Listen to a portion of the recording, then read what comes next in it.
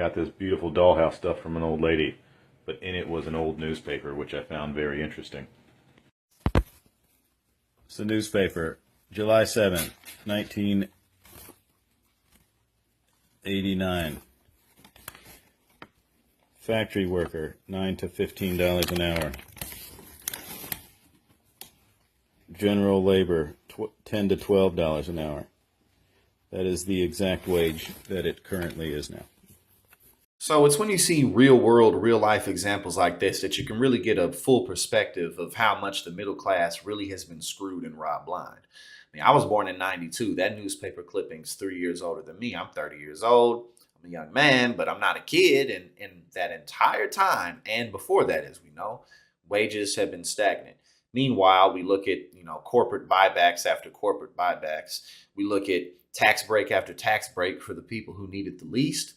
And we look at factories continuing to get shipped overseas. We look at all these tangible pieces of evidence that show how wealth has been transferred out of the middle class. And yet there's still some type of argument that these people at the very top of society somehow just earned their place there.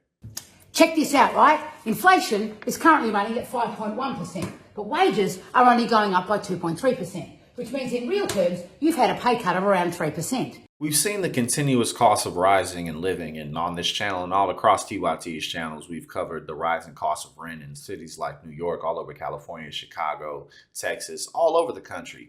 And meanwhile, that always just seems to be like something that we just have to do something about. However, the arguments for, let's say eliminating student loan debt will be, well, look at inflation now. If we just give people a whole bunch more money, it'll only get worse because then they'll put all their dollars into the market. Conveniently, it's, anytime there's an opportunity to do something for the middle class, for the hardest working people in the country who hold the country up, there always just seems to conveniently be some reason why we can't do it. However, while the wealthiest among us get wealthier and wealthier and wealthier simply because they own this asset, that asset, and that asset, and this asset, that's totally cool. It's almost as if the working class just simply doesn't matter and nothing that any of us go through really holds any weight. I mean, the Democrats and Joe Biden can't even get Build Back Better passed, all because of people like Joe Manchin and Kyrsten Sinema, who, of course, if there wasn't so much corruption within the system, first and foremost, they wouldn't even be in office.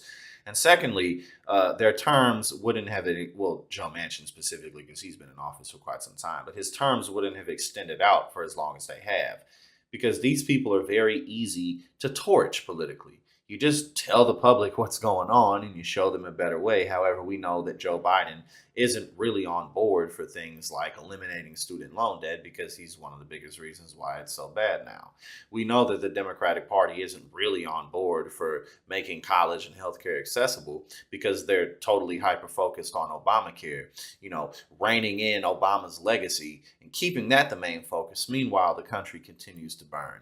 So I thought that this was a great, newspaper clipping because it really does show that, in a lot of instances, hard work does not lead to better circumstances.